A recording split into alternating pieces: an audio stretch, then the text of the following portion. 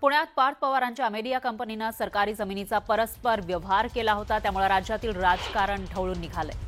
सर्वच स्तरातून टीकेची झोड उठल्यानंतर अखेर हा व्यवहार रद्द करण्याचा निर्णय अजित पवारांनी जाहीर केला.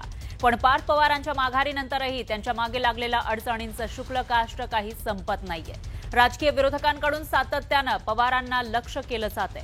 आता लक्ष्मण हाकेंनीही अजित पवारांना टार्गेट केलंय.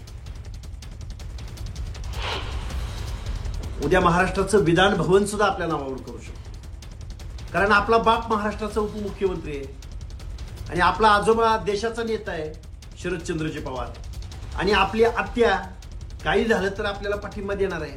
हे पवार सगळे ब्रिटिश ईस्ट इंडिया कंपनीचे सदस्य आहेत. ब्रिटिश ईस्ट इंडिया कंपनी गेली देशाच्या बाहेर, पण पवार ईस्ट इंडिया कंपनी या महाराष्ट्रामध्ये काम करते.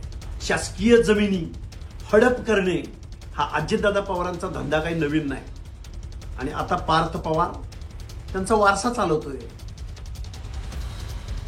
दरम्यान निलंबित करण्यात आलेला तहसीलदार सूर्यकांत येवले हा मुंडवा भागातील जमीन पार्थ पवार यांच्या अमेरिया कंपनीला मिळवून देण्यासाठी गेल्या अनेक महिने प्रयत्न करत होता.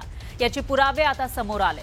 तहसीलदार सूर्यकांत येवलेनं सर्वात आधी ही जागा महार वतनदारांची आहे आणि ते भोगवटा भरण्यास तयार असल्यानं त्यांना ती जागा परत दिली जाणार आहे असं पत्र जून महिन्यात बॉटनिकल सर्व्हे ऑफ इंडिया या संस्थेला दिलं आणि ही जागा तात्काळ रिकामी करण्यास सांगितलं. त्यानंतर येवलेनं जुलै महिन्यामध्ये उपविभागीय अधिकारी कार्यालयाला दुसरं पत्र लिहिलं आणि ही जागा मूळ वतनदारांना परत देण्याची प्रक्रिया सुरू करण्यास सांगितलं.